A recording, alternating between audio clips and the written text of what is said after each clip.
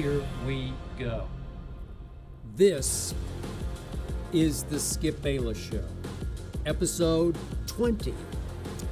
This, as always, is the Undisputed. This is everything I cannot share with you during a 2.5 hour go for the throat debate show known as Undisputed. In a few minutes on this show, I will provide you the outrageously wild backstory behind Lil Wayne versus Mark Cuban versus Luka Doncic. It's a wild one. Stay tuned for this. I've got it all.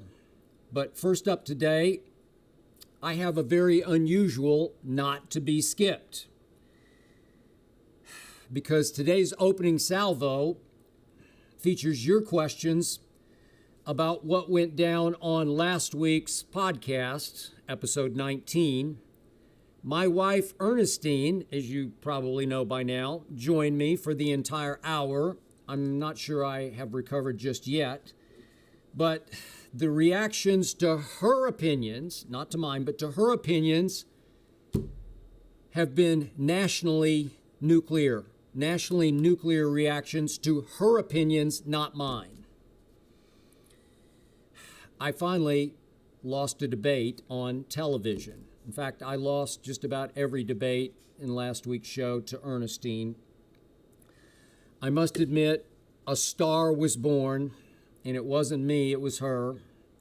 My better half took over the show. She dominated, she owned, and she was honestly way better than I was on last week's show, and I was honestly very happy for her.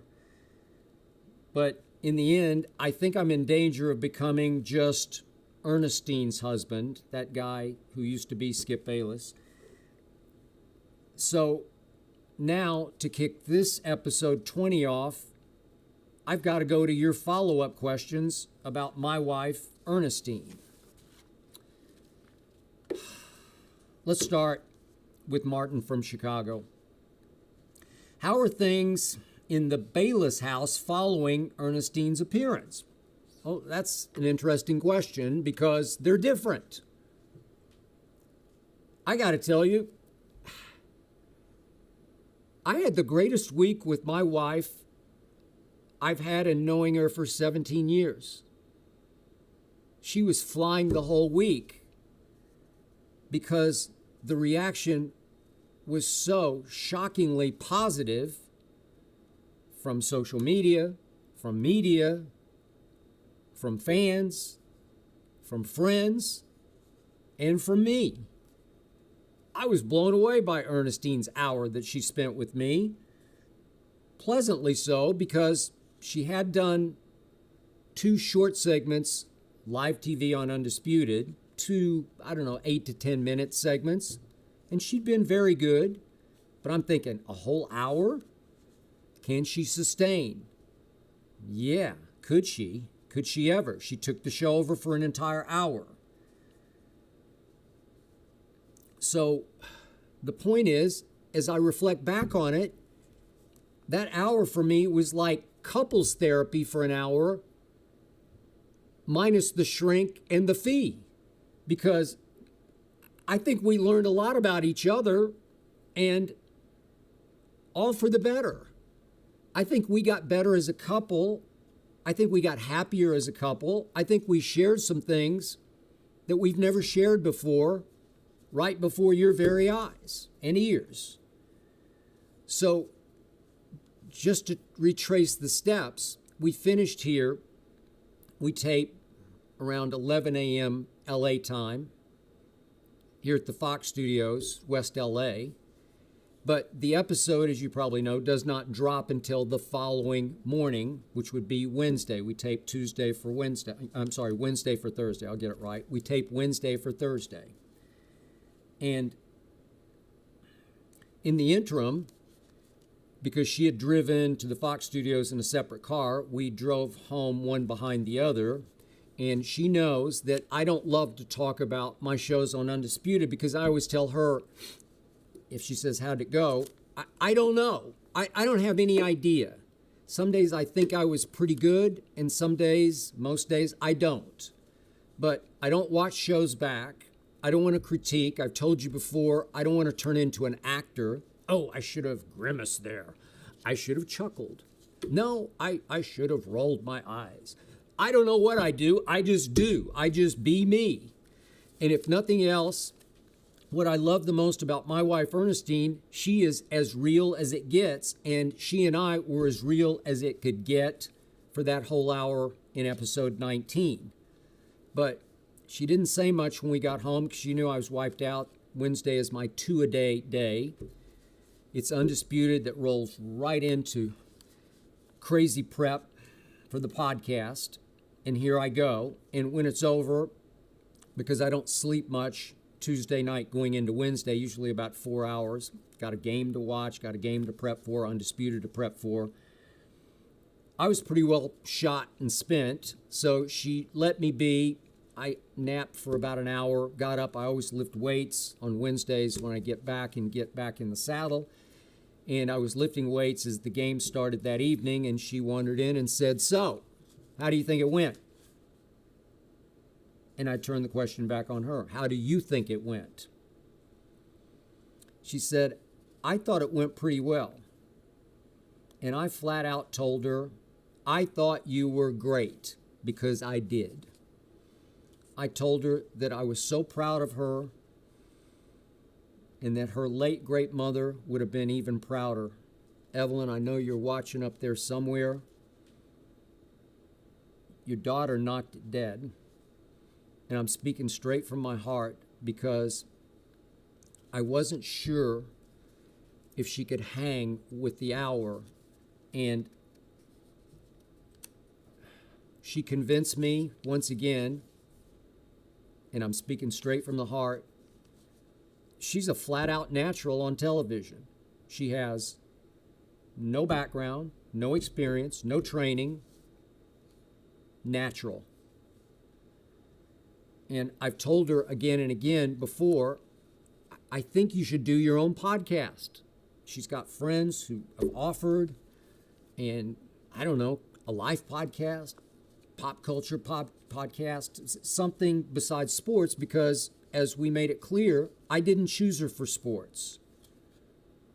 I chose her because of her spark, her charisma. At the end of the podcast, we were asked a question about describe the other in 3 words. I'll get to her response in just a few minutes, but mine was unsinkable, charismatic dynamo. That's her. She's a handful. Her temper can be as quick and even worse than mine. We fight, we battle, sometimes we almost end it. But I think what came across to you, which was 1,000% true, is how deeply we love each other. We're misfits from opposite ends of the earth. She, born Jewish and Italian through her father's side, New York City. Me from Oklahoma City.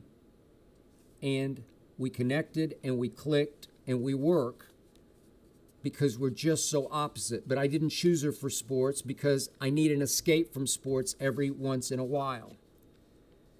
And yet, one thing led to another, and as the national nuclear reaction began to unfold, of course, the next question to me was, hey, maybe you could have me back on this coming week's podcast for part 2. And I said, yeah, it's a great idea, except what are we going to talk about now? Because I do a sports podcast, and it's not just loosely based on sports. It's all about sports. It's way deep inside sports. That's who I am. That's what I do for a living. That's what I've always done. That's my passion in life. And she said, well, we could just no, we can't figure it out. So that is continuing to be negotiated going forward, which is the definition of marriage in our household. And yet, day 2 of National Nuclear Reaction brought a call from a producer in New York City who wants to do a reality show with me and Ernestine. And my reaction was, about what? We're not that interesting at home. I'm obsessed with my job. I'm too intense. She's a saint for putting up with me. And she said, well, that's the point. Okay, well, I don't know if I have time to do a reality show because I barely have enough time to do Undisputed, let alone prep for this podcast. And she said, well, they're hot to trot. And I said, okay, let it fly, pursue it. So that's on the books. And as she announced last week in episode 19, a network has already bought the story of our lives together, which is detailed in a book called Balls that we showed again last week. It's been out for 3 years.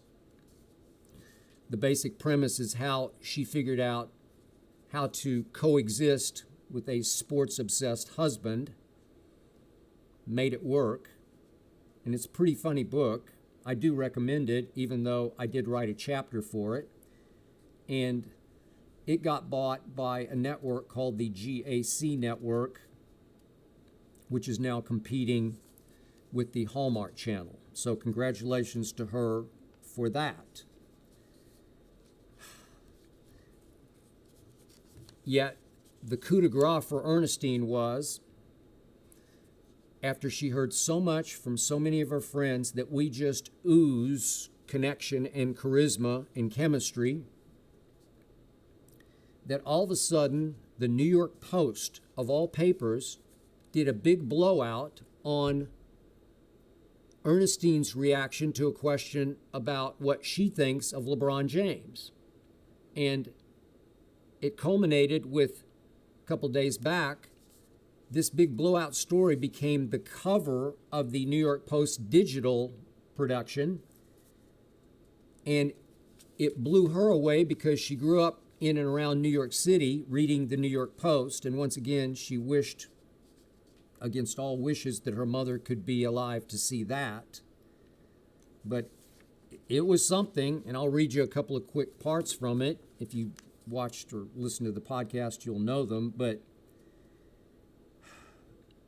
it starts out talking about how Ernestine says, I don't bring up LeBron at home because I'm afraid to. Well, that's a little bit of an exaggeration because she doesn't need to be afraid to. We've never talked about LeBron at home because I don't bring sports home.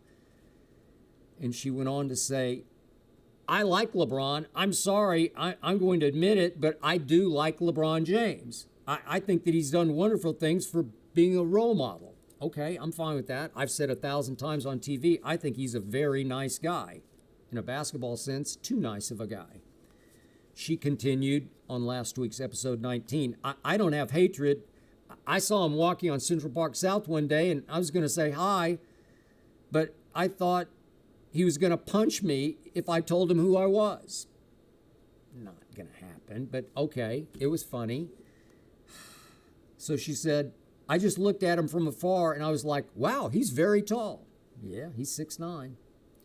Other than that, she said, I don't have a problem with him. I think he's a nice man. I would like to meet him and say hello. He could call me. He could say hello. I don't care. I like him. She's defying me to my face on my podcast. Okay. The Post goes on to say, Bayless didn't argue with his wife's opinion and said, okay, fair enough. Well, she's my wife, and I was trying to be nice and not just crush her on my own show. But the Post goes on to say, he did, however, interject a few times during his wife's explanation to note that James curses a lot. Well, he does curse a lot, among other sly remarks, said the Post of me. So what was happening here was, in this story, it worked for Ernestine because she was the hero and I was the heel. I was the villain here. In fact, the second paragraph says, Bayless, who has basically made a career out of bashing James as an analyst with ESPN and now Fox. Well, made a career? No, I haven't made a career. It's like, did I make a career out of praising Michael Jordan or defending the Dallas Cowboys or rooting for the Dallas Cowboys? Or I could go on and on and on and on and on. But that wouldn't work in this story. The story is that Skip Bayless's wife has defied him and she loves LeBron James. And I'm not sure which website did the Photoshop picture, but they took the picture of me and her off the back cover of her book, Balls, and they Photoshopped LeBron's face. I think you can see it behind me right now, and she's hugging LeBron.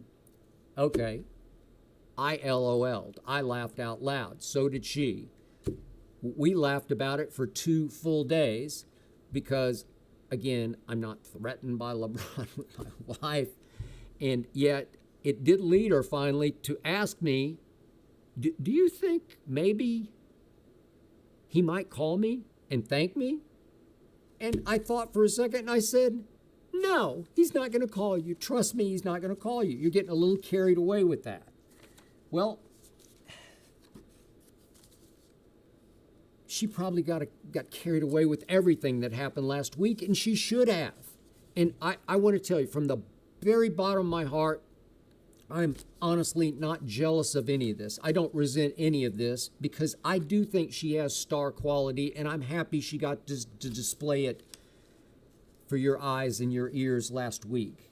And I do hope that she goes on, and I do hope that she pursues something other than joining me on my podcast, unless we decide together to do a very different podcast about life or pop culture or whatever that might be.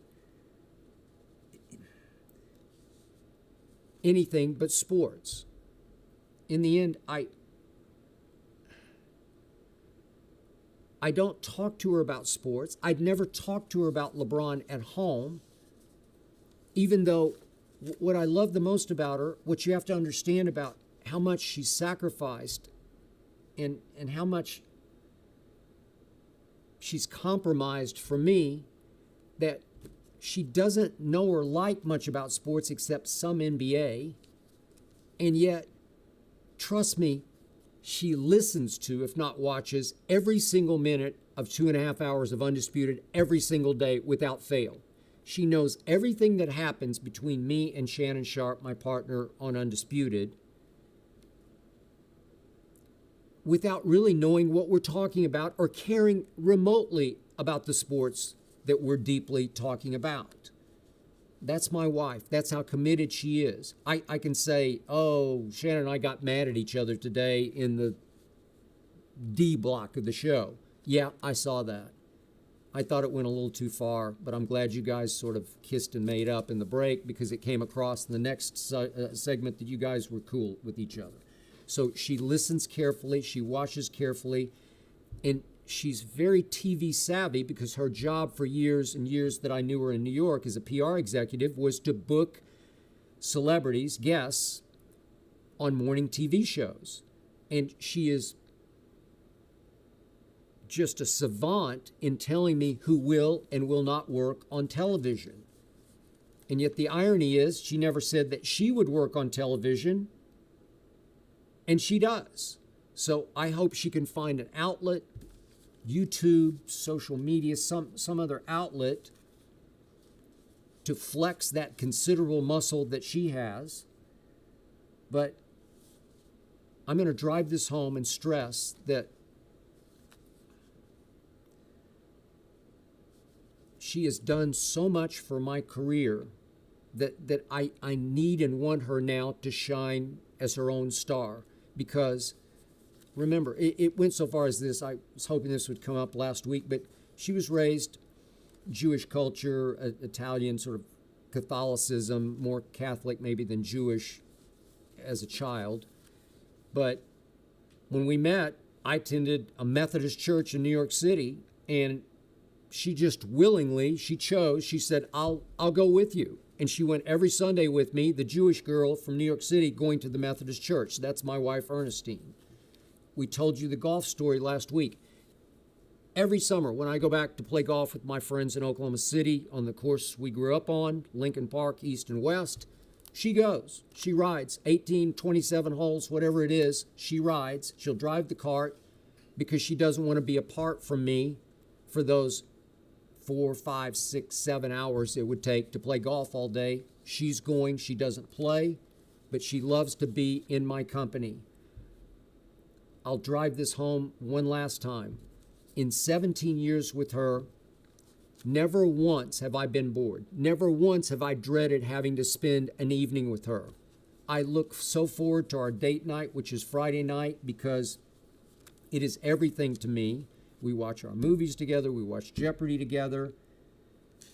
We have a weird, deep connection that in the end, I was so proud to put on display for you. Another question. Melvin from Atlanta. Is LeBron now a topic of discussion between you and Ernestine? Absolutely not. We've talked only about the reaction that she's getting about her opinions of LeBron, but we never talk about sports at home. I only watch sports, which drives her nuts, and she has to figure out how to navigate that. But I talk sports on the phone to Lil Wayne, to Nelly, to my best friend growing up back in Oklahoma City, Craig Humphreys, a radio dynamo and legend in Oklahoma City, talk radio. And to my producer, Tyler, I talk sports to them. I tweet about sports. I text about sports, but never to her. I mean, what am I going to do? Say, can you believe how lousy LeBron is as a three-point shooter? Can you believe LeBron is shooting only 74% from the free throw line? She doesn't know, she doesn't care, and we don't talk about it. And trust me, that will not change. Next question. This is Sam from Florida. What actors would you want to cast in the upcoming movie about Ernestine's book called Balls? Okay, can we go pie in the sky here? Can we go will never happen here? For her, it would have to be Sarah Jessica Parker, as you know, of Sex and the City fame. Wherever we go to this day, somebody inevitably says, has anyone ever told you you look just like Sarah Jessica Parker? And she's like, yeah, they have. Thank you. I appreciate that. And I think she loves that. And I think that would be her dream come true if Sarah Jessica would play Ernestine Sclafani Bayless. Don't see it happening, but you never know. And for me, it would have to be Kevin Costner, only because for 17 years, Ernestine has told me, you look just like Kevin Costner. I'm not sure I see that, but that's what she sees. Beauty is in the eye of the beholder. So I will take that to my bank. But I would like to think that maybe we're talking about the pre-Yellowstone Kevin Costner, if you know the series Yellowstone. Maybe a less grizzled Kevin Costner, a less crotchety Kevin Costner, maybe a little less weathered Kevin Costner, I would accept. Maybe more of a Tin Cup Kevin Costner. And I still say Tin Cup, weirdly, is one of my all-time favorite sports movies because it just gets golf, and I love golf. Now, let's switch gears. Now for the wild inside story of my brother Lil Wayne versus a guy I don't love, Mark Cuban, and versus a guy I'm trying to love named Luka, as I call him, Doncic, because there's no D in Doncic because he plays very little defense.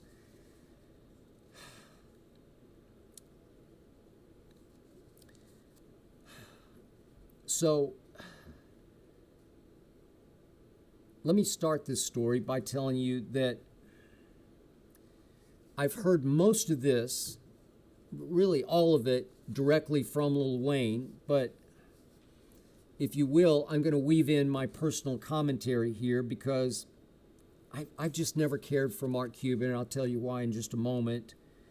And I still have my reservations about Luka, but that's in part because he plays for Mark Cuban's team, so maybe I'm jaded there to start with. or maybe it's in part because my partner Shannon Sharp continues to insist on calling Luka Doncic baby bird, as in the next Larry Bird, as in pure blasphemy, because I'm sorry, I don't see that. Larry Bird? Seriously? But don't get me started on that because I digress. This story first starts when I first got to know Wayne back in the 2007 era, and he was first living in Miami. Obviously, he's from New Orleans. And Wayne loved Dwayne Wade before LeBron got there, before he left, obviously, Cleveland for Miami. And yet, Wayne certainly did get into what became known as the Heatles when LeBron did join forces with Dwayne Wade, Chris Bosh. And all through this period, Wayne had season tickets to Heat games, but what you have to understand, it wasn't because he was a Heat fan. It was just because he was an NBA fan, and he could obviously afford some of the best tickets in the house, and he bought them for the season so he could see every NBA team that came through Miami. I mean, Wayne loves him some NBA. But what you have to understand, at heart, at core, at foundation, Lil Wayne grew up a Laker fan. Through and through, till death do him part. As you probably also know, he has always been a Green Bay Packer fan to the bottom of his heart. He tells the story of how his father in New Orleans went to the Brett Favre Super Bowl against the New England Patriots, Drew Bledsoe, Bill Parcells, and brought home some paraphernalia, some cup holders and various things. Green, Packer green. Wayne was 4 or 5 years old, and it just got him. I know how it goes. It just hits you right in the heart, and he fell head over heels for the Green Bay Packers.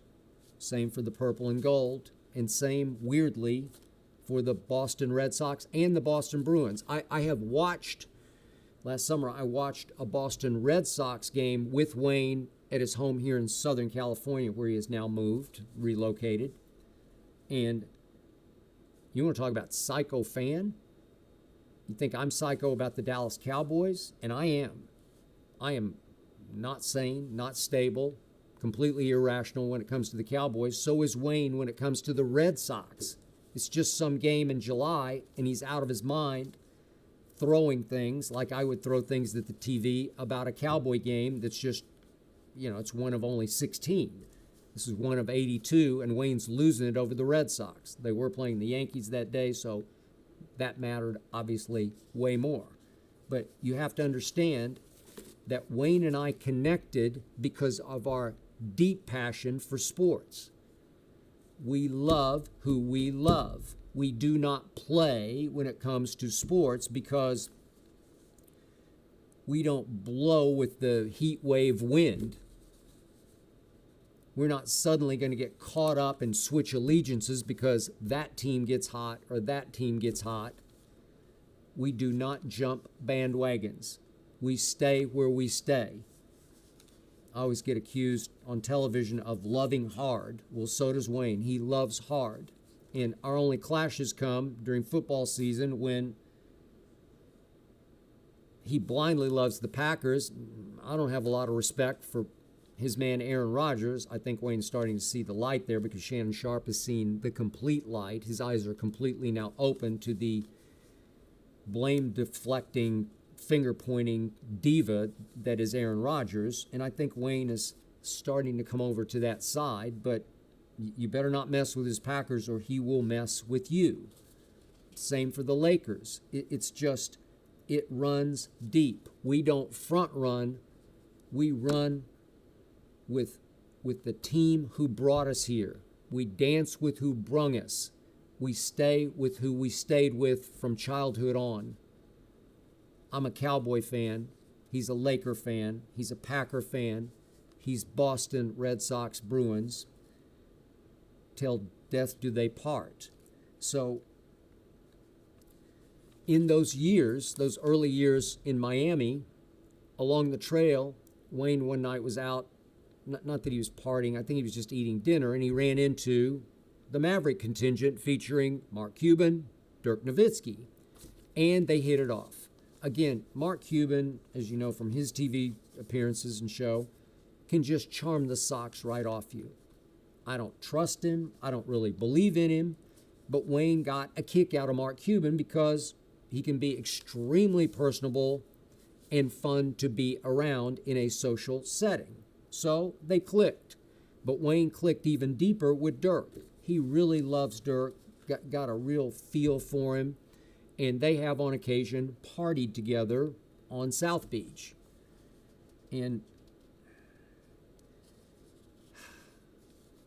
that was already there, underlying the season tickets that Wayne had for the Heatles games. Okay, so that's happening independent of any connection that he has for Dwayne Wade or for LeBron. He knew them both. He got along great with them, but he thought they understood that at heart, he's not their fan, he's a Laker fan. So you know and I know what happened fatefully in 2011, that first go-round in the finals with the Heatles. LeBron suffered the all-time superstar meltdown. Games 4, 5, and 6. Chosen one became frozen one. And because of the format, which was then 2-3-2, the closeout game 6 was actually in, Miami. Okay?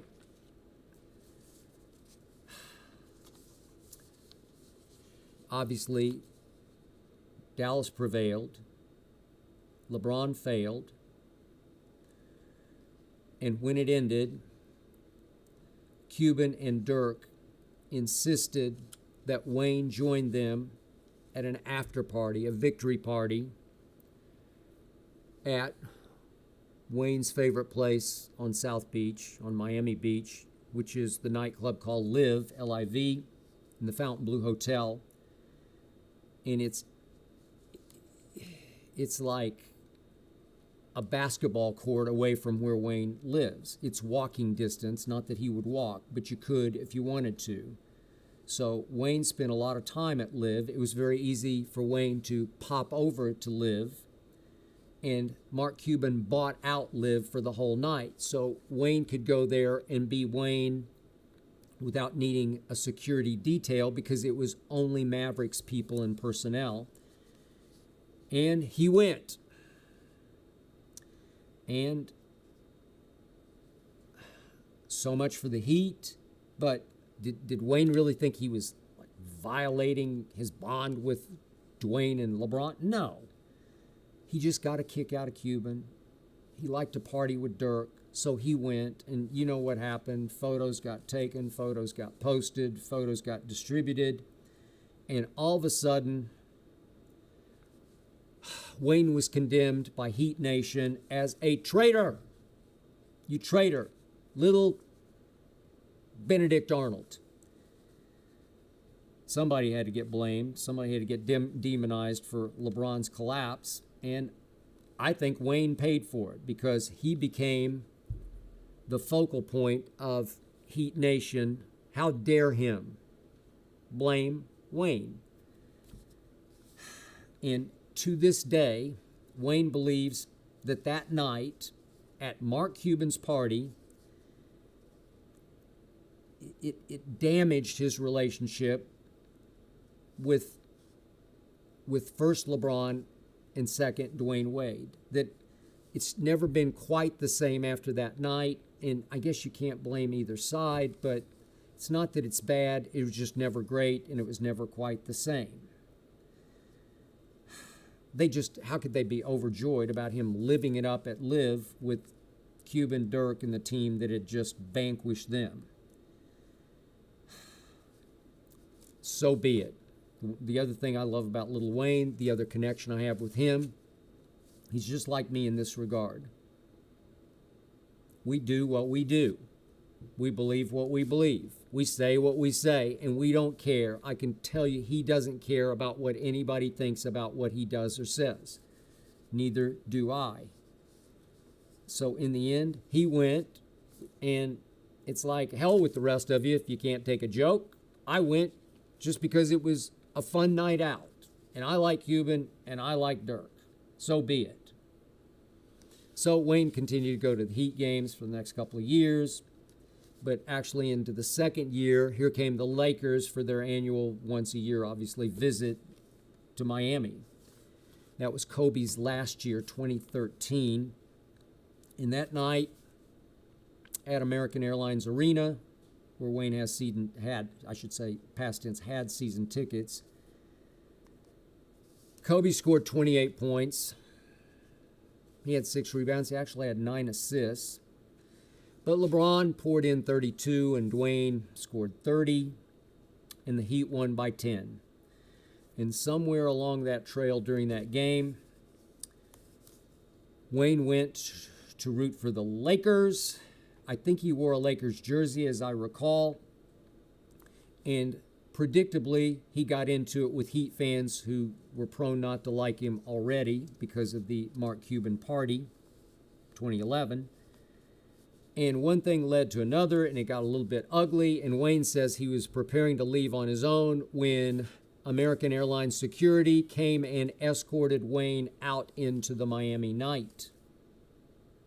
Not to be seen again for quite a while, because pretty soon Lil Wayne got banned from going to Heat games and lost his season tickets, and it all became because of Mark Cuban.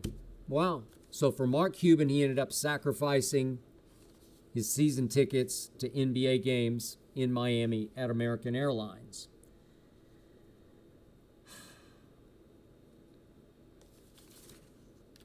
Wayne still believes to this day it all started with Mark Cuban's party. Remember that detail. But before I continue, brief aside about me and Mark Cuban. I guess I don't care for the guy because he got rich quick and he bought his way into an NBA team, and then he began to travel with said NBA team, and he began to act like an assistant coach for the NBA team because he had bought his way in and owned the team, and he could do whatever the hell he wanted to do. This rubbed me the wrong way because at least Jerry Jones did play college football at a very high level. He was a starter at offensive guard for the University of Arkansas, a team that year won the national championship.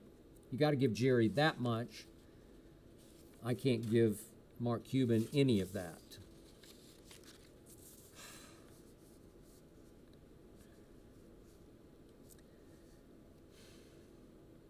There's just something about Mark Cuban, even as I watch him on TV, that I don't believe, I don't trust. He's had issues in his front office that I won't go into deeply. But lo and behold, as I was doing the show I started with on ESPN, obviously First Take, 2012 was the first time we ever went on the road to an NBA Finals, me and Stephen A. Smith. And in those days, we did not have the capacity to have a live audience, so we did the shows wherever we could do them by ourselves. Did the first day show from the Oklahoma City Thunder's visiting locker room, and then we would do one from a bar in Oklahoma City. We did one from the hotel lobby in Oklahoma City. And we went to Miami, and we would do the shows from ESPN Deportes offices.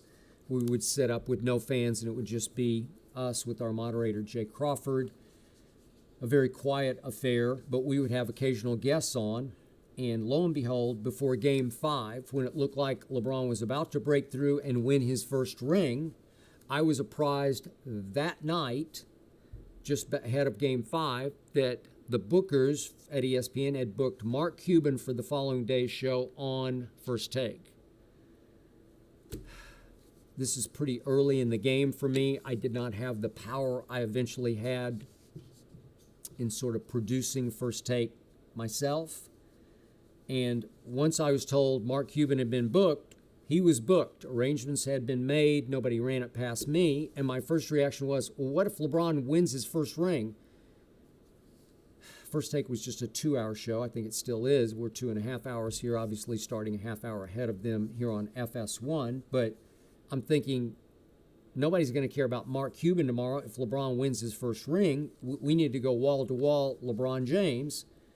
And of course, right on cue, LeBron won his first ring and said, as you might recall, live on ABC National TV, it's about damn time. And it was.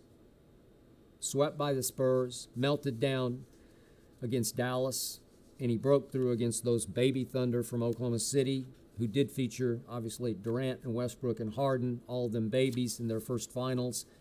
And he took them to school, and he was the finals MVP, and it was his day and his time, and we were stuck with Mark Cuban, whom I was predisposed not to like in the first place. So what does Mark Cuban do? Well, he comes on. He'd taken a couple shots at me already. I'd taken none at him. I didn't care. But he came on and began to detail how in the previous year's 2011 finals that the Dallas Mavericks had brilliantly defended LeBron James. And I'm like, just stop it.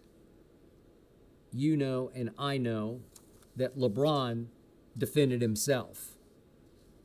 LeBron self-destructed. It wasn't anything that Dallas did. It was what LeBron didn't do in the 2011 finals. He just froze up.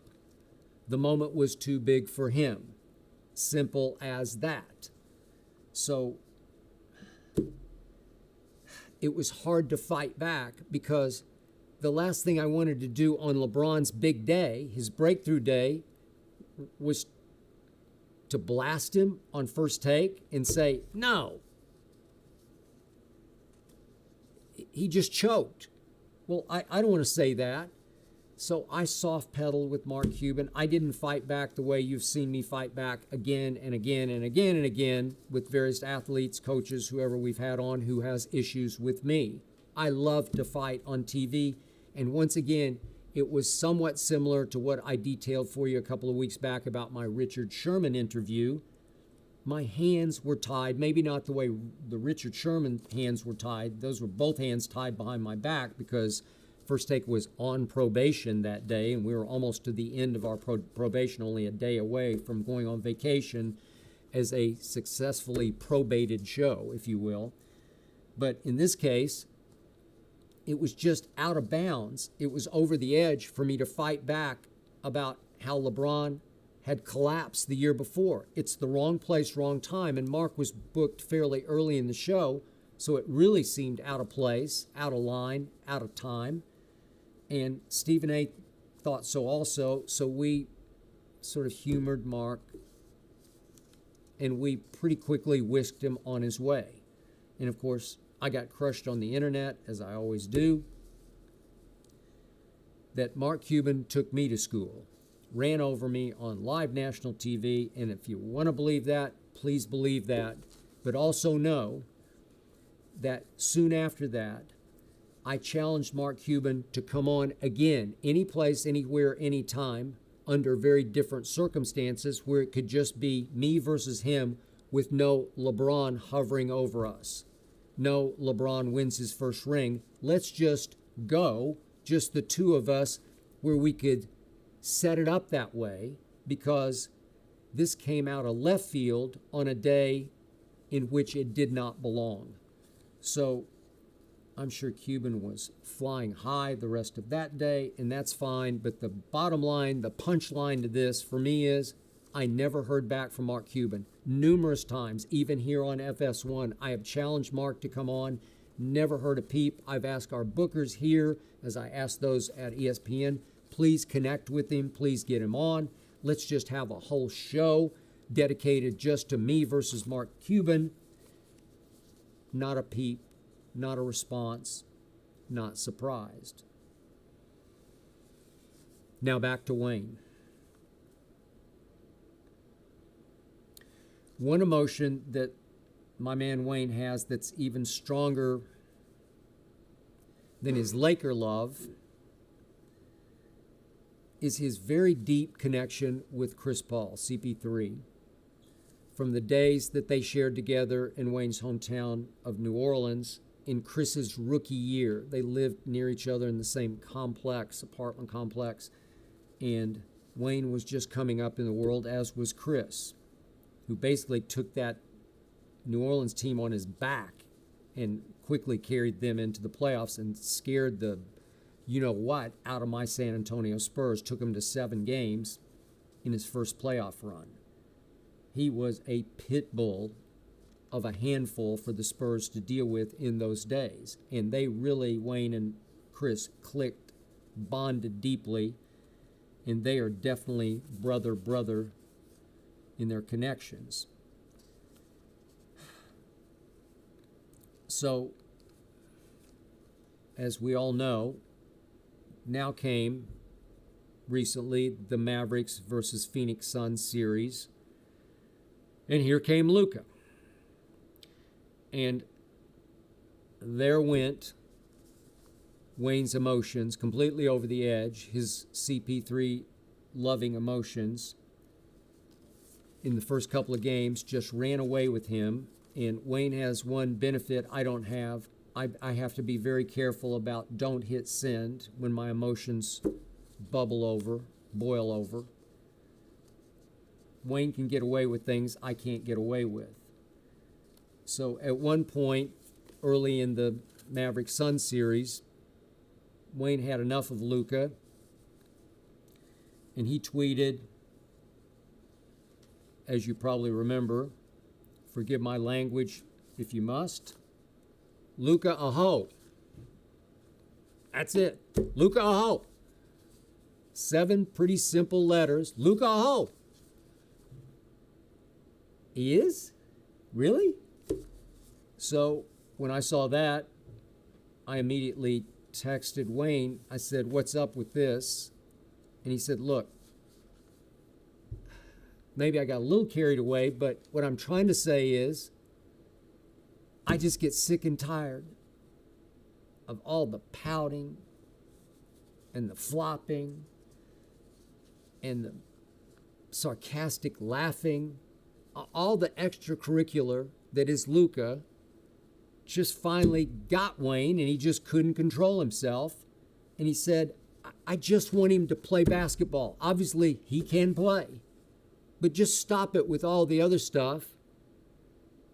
And the simplest, most direct way to say it for Wayne in a tweet was in 7 letters, Luka a hoe. And I got it. I'm not sure a lot of people did. I'm not sure Mark Cuban got it. I'm definitely not sure Luka got it. But Wayne was exactly right in his explanation of what he was trying to say in those 7 letters in that one tweet. That's exactly how it comes across to me, is just play basketball, man. I mean, trots up the court laughing, chuckling. I don't know. There's a lot of extracurricular going on there that he gets away with that he shouldn't be able to get away with. But that's just me. I'm old school. Wayne is very old school in the way he views his sports. There is a way to play and there's a way not to play. Just play. Chris Paul pretty much just plays basketball. There's some extracurricular cheap shotting going on, but in the end, he just plays. So when all of a sudden Game 7 was about to happen back in Phoenix, after Luka had lost 3 games in Phoenix by an average of almost 20 points, but won 3 games in Dallas, and all of a sudden here we went to Game 7, I immediately texted Wayne. I said, your man CP3 needs you in Phoenix for Game 7. He texted right back. I just texted a friend in Dallas that very same thing. I gotta go. He does need me. And Wayne went for Game 7. And Chris always gets him the best seats, courtside. And this time, Wayne decided to take his son, Cam Cam is 12 years of age. Looks like he's 16. He's a good-looking kid. He's going to be something, Cam is. And they went together for Game 7. And for once, for the first time ever, Wayne didn't help Chris. He definitely helped him the previous year. You recall the Game 6 closeout game against the Clippers I loved that year at what was then Staples. Remember that game? Wayne was there, courtside. And Chris Paul had a rebirth. It's like he went Benjamin Button. It's like he suddenly went 23 years old. And he wasn't just point God, as he's called. He was to God that night. And in the last 3 minutes of the third quarter and all the fourth quarter, he scored 27 points, much of it from long range. He scored 41 for the whole game. 41! He made 7 of 8 three-point shots. He literally shot the Clippers right out of their own building. And remember, my man Patrick Beverly, Pat Bev, he got so angry, so frustrated that with about 5 minutes left and the game completely out of hand, he got a running start. And remember, he shoved Chris right in the back, just whiplashed him. Got ejected, obviously got fined, got him right up and out of the Clippers because Jerry West doesn't play that. Jerry West now overseeing the Clippers, and that was the end of Pat Bev as a Clipper as we knew and loved him. And yet, we saw flashes of point God to God. CP3, we'd seen it against New Orleans in the previous round, scored 33, made 14 out of 14 shots. He had a big Game 2 at home against the Dallas Mavericks in the next round. But then I don't know what happened. Suddenly Chris Paul turned into Cliff Paul. Cliff Paul from the old State Farm ads. His twin brother who can't play basketball. Suddenly, I don't know what happened. Chris couldn't play. It was Cliff playing. Chris Paul averaged 9 points a game over the last 5 games of that series, and he was a no-show in Game 7. Even Wayne couldn't save him. It wasn't that he couldn't shoot, he just wouldn't shoot. His shooting percentages were fine. Over those 5 games, he made 8 out of 16 threes. That's pretty good, 50%. He just wouldn't shoot them. He averaged only 3 attempts a game over the last 5. I don't know what happened. Wouldn't shoot. Done deal, over and out. And of course, Mark Cuban could not help himself. I think the real Mark Cuban came out. Wayne disagrees, but as you probably know, Mark Cuban the following day posted a picture of Wayne in the front row in Phoenix at Game 7 with lyrics from Wayne's song back in 2018, Uproar. Again, pardon my French, but I'm going to read it from Mark Cuban. Wayne's lyrics right back in his face. It's a shit show, put your front row. Hashtag MFFL. Maverick fan for life, said Mark Cuban. And Wayne, trust me, was not happy. In fact, Wayne didn't know about what Mark Cuban had posted until I texted him, only to ask him, would you, Mr. Carter, like to come on Undisputed with me and Shannon tomorrow to respond to said post from Mark Cuban? Wayne said, hold the phone. Let me check this out. And he did. And he was not happy. And what really set off Wayne was the fact, and you fathers will appreciate this, your mothers too, but the posted picture had his son Cam in the picture. And somehow that really hit Wayne the wrong way, because it was almost like Cam got caught in the crossfire between him and Cuban, and he got dragged into something that he didn't deserve to be in the middle of. And Wayne went off. Wayne immediately texted me, "I can't come on Undisputed because my language would not be TV friendly." And I get that, and that was the truth. But then he should have slept on it, maybe observed my 24-hour rule, but Wayne couldn't help himself. And he fired back via Twitter at Mark Cuban. Pardon the language again, but I'm going to read it. From Lil Wayne via Twitter. "Mark Cuban, don't make me get you smacked, boy. You playing with me? I will piss in you, FKN, in you, FKN mouth, ho."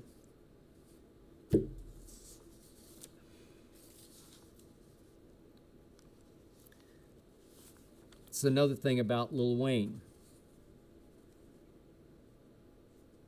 He can be your best friend or your worst enemy. He does not play. And yet, ready for this? Guess who called Wayne to apologize and make nice? I believe it was the next day, but it could have been 2 days later. I'm not exactly sure the time frame of this, but within 48 hours, guess who? Mark Cuban called to apologize and to make nice.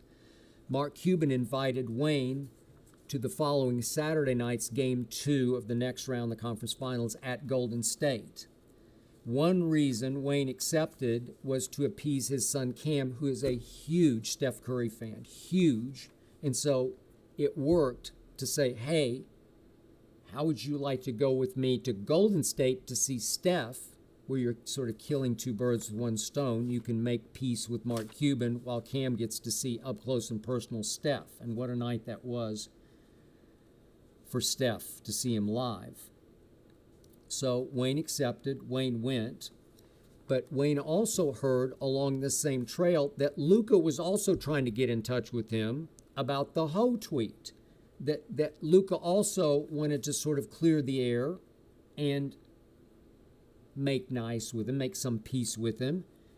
And Wayne was pretty touched by that, because then on top of that, Wayne's main man, Mac, his right-hand man, happened to inform him that, hey, we had a concert scheduled a couple of months back in Dallas that got postponed. And he said, I didn't tell you this, but Luka's people reached out to me before that concert that did get postponed, wanting the best seats for Luka at Wayne's concert. And then Wayne was really torn up and touched, because he said, hey, is it possible he grew up in Slovenia, a Lil Wayne fan? Yeah, it's very possible. And yeah, I'm pretty sure that Luka did grow up a Wayne fan, because all indications are he wanted to connect with Wayne. So Wayne felt terrible, and he said, well, I told Mac, his right-hand man, if you just told me this before, I wouldn't have hit send on the Luka Ho tweet.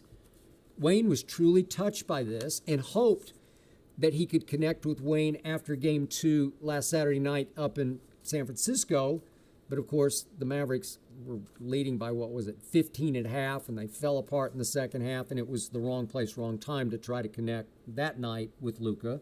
But in the end, I believe that Luka and Wayne will connect. I believe they'll become friends. I believe that Wayne and Cuban, whom he saw at Game 2, are now cool again. So it went from ho and I will piss in your mouth to all shockingly well that ended well. And this is where Wayne is much better man than I am, because I got to tell you, if that had transpired between me and Cuban, I don't think I would have been so quick to forgive and forget. Okay, hang on 1 second. Let's take one last quick question from you. This is from Shane from New York. Oh, I'm sorry, I skipped this one before. Let me just go back to this one, then we'll close with this one. Is Creature of Habit your new nickname? Well, just so you know, harking back to Ernestine on last week's podcast, we were both asked to describe each other in 3 words, and she said, well, that's easy. Creature of habit. Boom. She got me, she nailed me, she skewered me in 3 words, creature of habit. But no, I'll divulge this and leave you with this. It's not my new nickname. Weird but true fact. She does have a nickname for me, but she only uses it when she really, really likes me, which isn't all that often. You ready for this? She calls me Pokey.